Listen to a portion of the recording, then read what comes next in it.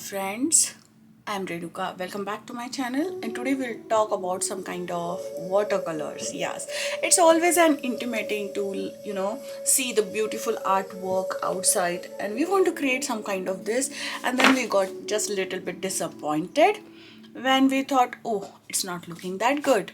So today I'm showing you a very simple tricks and ideas that how you can create a beautiful watercolor piece art or a card to without getting frustrated or without getting overwhelmed with all those supplies, all those videos and many things around it.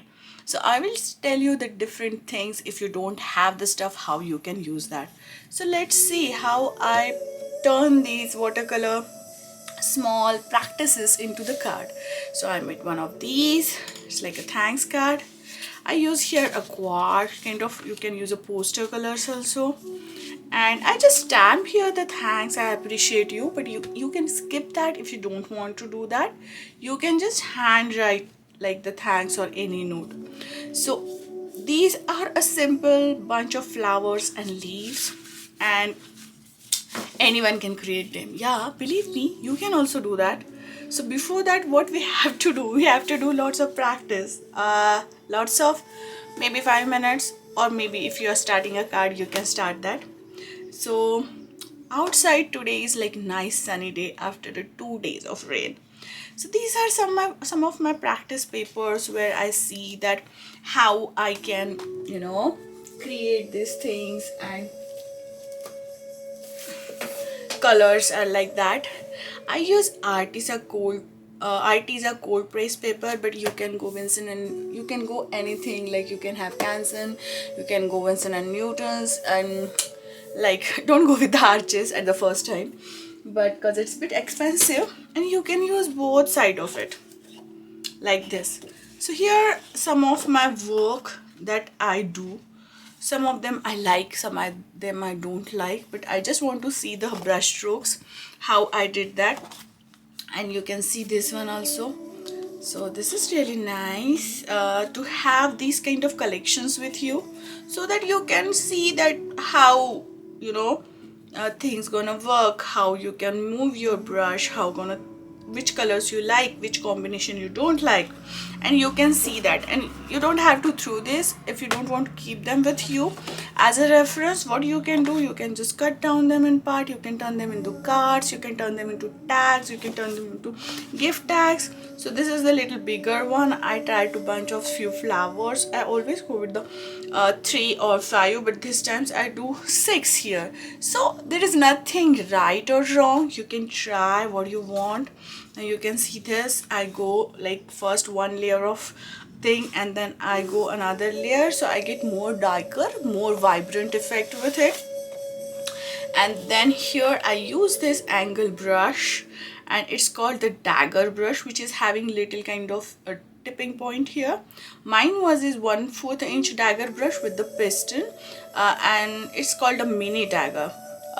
You don't have to do, but I'm just telling this that I'm just using this dagger brush to give this kind of techniques, and I will show you.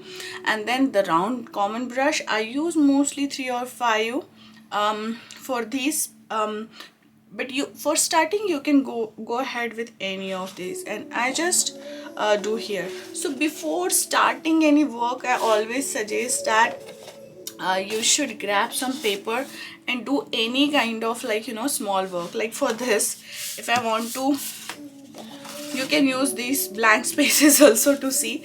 Now look, here I'm practicing the leaves, here I practice some flowers, I can practice a different type of leaf.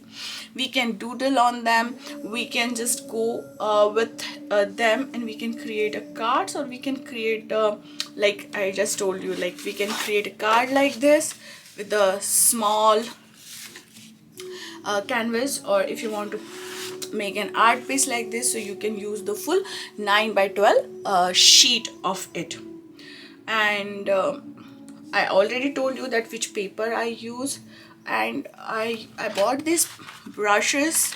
These are art brushes, but don't go like more expensive at the first time. You can use whatever you have, but if you can afford, I think one dagger brush is good, and you can buy the same 3 or 5 round brush with the piston and one small 00 brush. I have like, I bought them from Camlin, it's from Indian brand, and I have like 000, 0 and 00. So those brushes are like really nice. Maybe one day I'll talk about only the brushes, but for today don't make it complicated, just leave it simple and start the work. So first of all, what I suggest you is you can take any of your paper. You don't have to like, you know, put it down with the tape or masking tape or painter's tape. Just take a any paper you have, grab your brushes.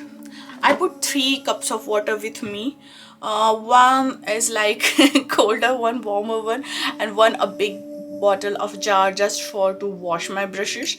I use these kind of rags. It's kind of kitchen rag. You can use a paper towel also, because paper towel are also good for, you know, picking up sometimes the extra colors. And you can, you know, just go ahead and draw before you do anything. So what kind of things you want, like if I will draw like one circle of this flower or another circle of this flower, I want this should be go like this, and then I can go with the, you know, leafy patterns there. So these are the kind of stuff, if you don't have much confidence that you can directly use on the brush, so draw first a pencil. You can write here thanks, or Mother's Day is coming, so you can make like mom or anything you want, or keep it simple and you can write it when the occasion come, like anything on that particular occasion. So this is the one thing. Another thing is that I use mostly Cotman Winston watercolor brush paints.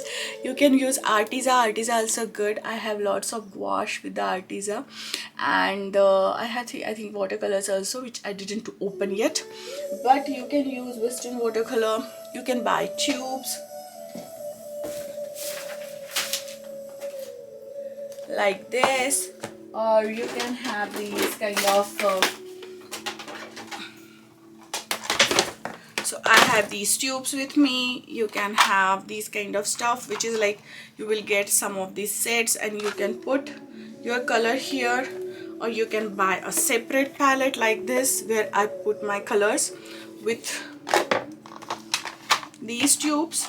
And if you don't want to go more expensive, you can buy like this stuff with the kids one. These are the shimmery paints, but you can go ahead and buy the simple paints also. That also gonna work very well with it. So there are watercolor brushes, there are watercolor pencils, you can name it and you will have it. So today most of the times I use the sap green because it's a kind of you know, nice color, sap green, hooker's green.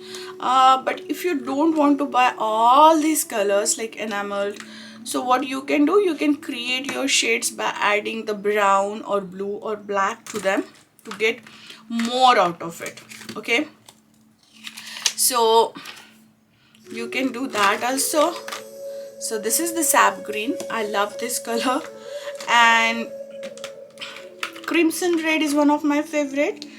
And in yellows I like this cadmium yellow, as well as in oranges I like this cadmium hues, like, you know, the orangish color. But if you don't have this orange, you can add a yellow and you can use a red color. So these are the things. I just speed up the process so that you can see how we can start a practice, and at the end how we can create those cards which I just showed you. So before doing anything, you have to just activate your colors. I want to show you a small bottle. This is like a salad dressing powder. So I mostly put this, and then I just drop a little bit of them and at every, cause I don't know which color I'm using. And then after 2-3 minutes this color is gonna activate it, and we will color everything and we will add some of more colors in it.